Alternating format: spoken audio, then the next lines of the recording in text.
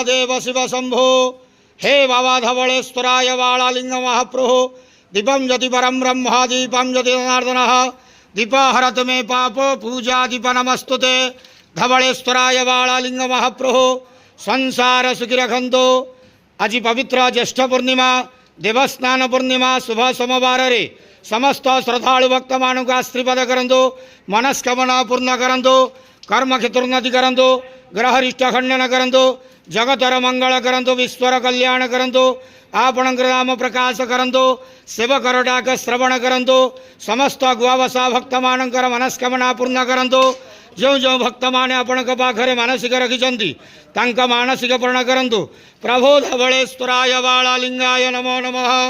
संसार सुखी रखंतु आनंद गवार हरि बोलो।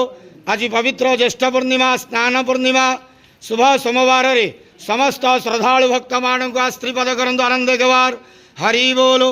हर हर महादेव शिव शंभो धवलेश्वराय वालालिंगाय नमो नमः।